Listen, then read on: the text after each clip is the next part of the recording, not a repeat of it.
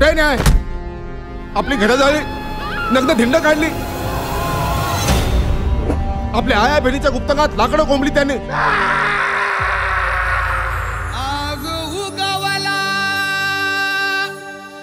आज उगवला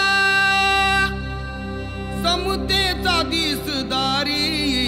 हा बाबासाहेबांचा संघर्ष आहे. हा कुणा ठराविक जाती किंवा धर्माविरुद्ध नाहीये. हा जातीवादी धर्मांध प्रवृत्तीच्या विरुद्धचा संघर्ष आहे. अरे इथं रस्त्यावरती असं बोंबलत गाणं म्हणण्यापेक्षा पोटा पाण्याचं बघ काहीतरी. माझी जाऊ आई सावित्रीबाई फुले बाबासाहेब कळले पाहिजे, त्यांचे विचार कळले पाहिजे, मगच त्याच्या जिंदगीचं भलं होईल.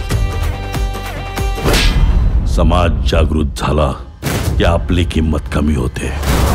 काही झालं तरी समाज जागृत झाला नाही पाहिजे. यासाठी पाहिजे संघटना. त्यांच्यावर होणाऱ्या अन्यायाला वाचा फोडण्यासाठी पाहिजे संघटना. समाजातील प्रत्येक घटकाला आपण क्रांतीची जाणीव करून देऊ. लढाऊ मारू, संघर्ष करू, क्रांतीने समता प्रस्थापित करू. जय भीम. जय भीम. जय संविधान. ज्वलंत आहे रक्त आमचे नाही हे पाणी, पेटवू रक्ताने आमच्या या दिशा दाही.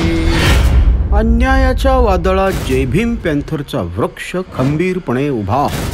एकेकाची कुंडली काढा. त्यांच्या भविष्याची काळजी आपण घेणार नाही तर कोण घेणार? आजकाल लय गावागावातून तुमचे मोर्चे निघायला लागलेत. चरबी आली आहे तुम्हाला. तुम्ही असे नाही ऐकणार. तू जे लिहितोस तेच घडेल असं वाटतंय का तुला? आपण बाबासाहेबांच्या विचारांपासून भरकटत चालू असं मला वाटतं.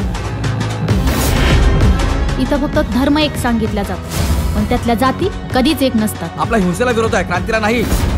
काही करा, ती संघटना ना आपल्या हातात आली पाहिजे.